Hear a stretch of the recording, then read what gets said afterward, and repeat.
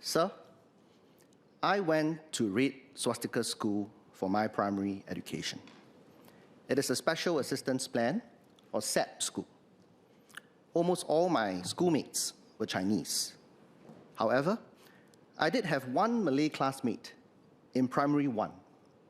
His name was Hamza.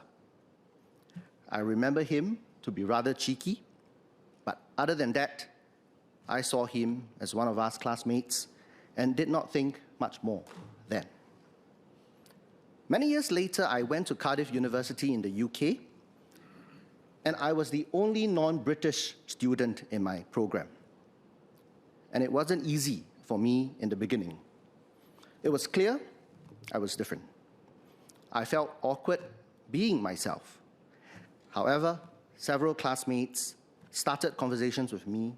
They took an interest in who I was, where I came from, and invited me for gatherings. And over time, we became good friends. In fact, 3 of them flew to Singapore for my wedding.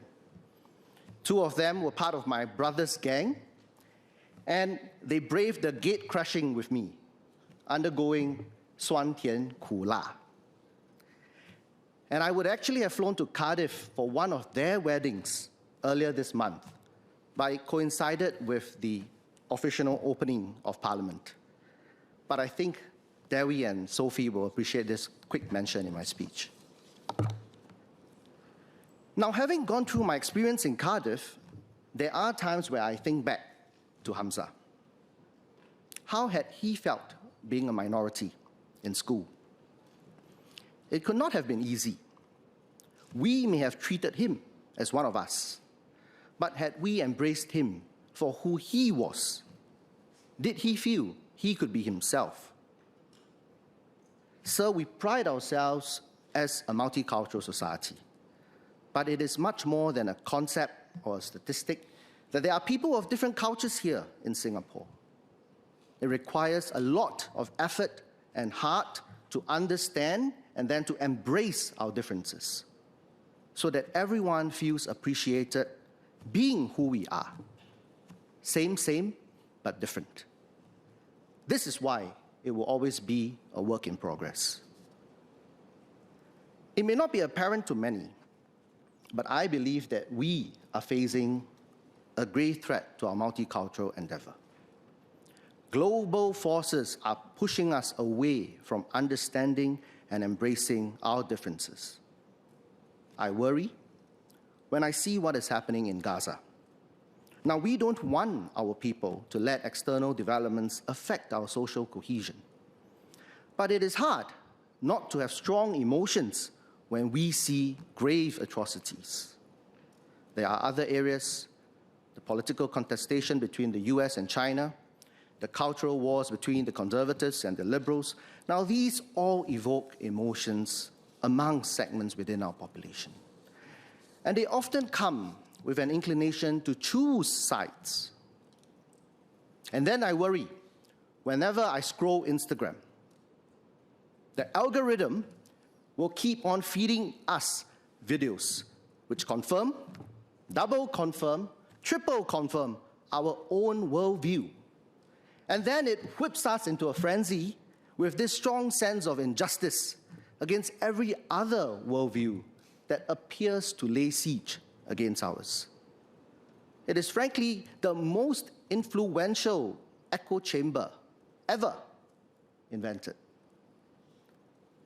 And I worry when I meet residents who don't know who their neighbors are or have not spoken to them in several years.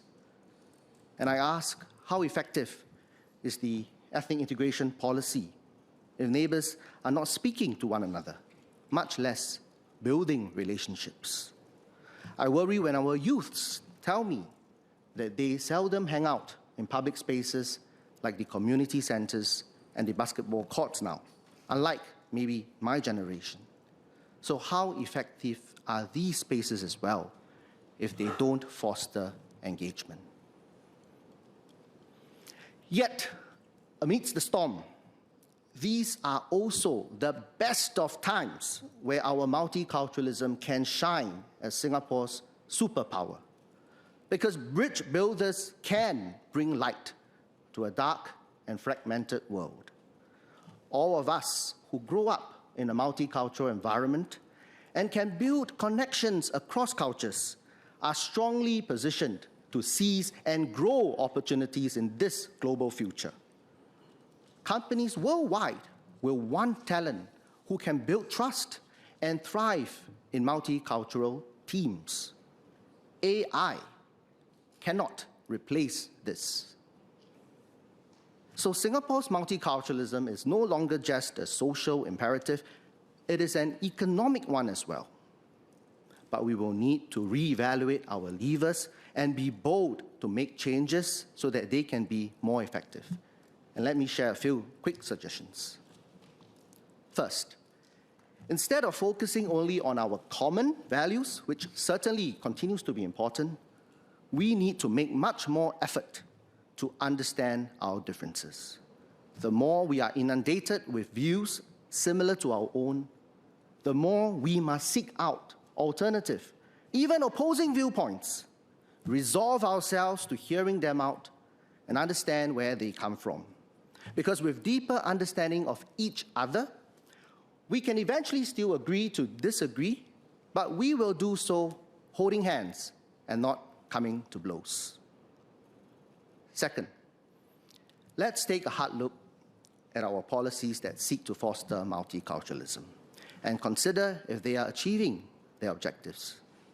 For example, instead of setting limits on the proportions of each race in each block, could the ethnic integration policy be more effective if we were to give priority to applicants of different ethnic backgrounds who pair up and apply to be neighbors together? Now, I know this will require further study, but my larger point really is that it cannot just be the numbers that we seek. It must be the quality of the relationships forged that we aspire towards. Third, we need to reimagine our public spaces. These spaces must be the heart of our communities, where we come together to partake in common interests, but also where we come to embrace our differences. We don't have to be limited to conventional spaces such as the community centers or the basketball courts, if that is not what interests our youth. We can invite ground-up proposals for other state buildings or land that aim to strengthen our multicultural community, facilitate these with funding support. We can also open up a much wider drawing canvas for our residents to design their neighborhoods. I hope these initiatives will excite our youths to come forward and have a larger stake in community building. And I aim to do so in Tanjong Pagar, Tiong Bahru. Sir, in Mandarin, please. 议长先生，我从政后的这5个月里，最快乐的时光就是和我大荣巴葛的居民在社区里一起活动，唱歌也好，做运动也好，跳舞也罢，我从中能够更了解我的居民，尤其是比较年长的居民。他们活跃社群，有益身心，所以我是非常提倡的。我发现有不少的社区活动，主要是以华语为沟通语言。不少的年长的华族同胞，他们只听得懂华语或者方言，所以这我是能够理解的。然而，最让我欣慰的是，很多的活动，我们的非华族同胞也都一起参与。他们甚至会唱《月亮代表我的心》，爱表嫁也呀，这是多么的难能可贵。有一点，我一直提醒我们的华族居民，我们的非华族同胞在或许不会华语的情况下，仍然那么热情地参加社区的活动，这是他们的一份付出，是他们对我国多元文化种族社会的一份贡献，更是我们所有人的好榜样。我们万万不可把它当成是理所当然的。所以在这些场合，我务必也用英语演讲，唱歌的时候也鼓励大家唱英文歌、马来歌。我希望我们所有的社区活动能让每一位国人都一样受欢迎，感到归属感。毕竟，多元文化社会是新加坡立国的基石。现今社会，很多国人难免会受到地缘政治、海外世界的影响。此外，我们现代人长期沉浸于社交媒体中，减少了面对面的交流，也容易形成回音式效应。持着不同观点者之间的互动减少，自然对我们社会的分化也会有影响。所以我们必须通过推行政策，以及善加利用我们的公共设施、社区活动，让大家能够聚在一起，深入彼此的了解，加强彼此的感情。Sir, let me return to where I started. The Singapore I want to build is one where every little child grows up knowing and feeling that they can be who they are in every setting and season of life. The Singapore I want to build is an orchestra of different musical instruments. We look different, we sound different, we have different ranges, but when we work together in harmony, we create the most magical and timeless symphonies. Mr. Speaker, I support the motion. Thank you.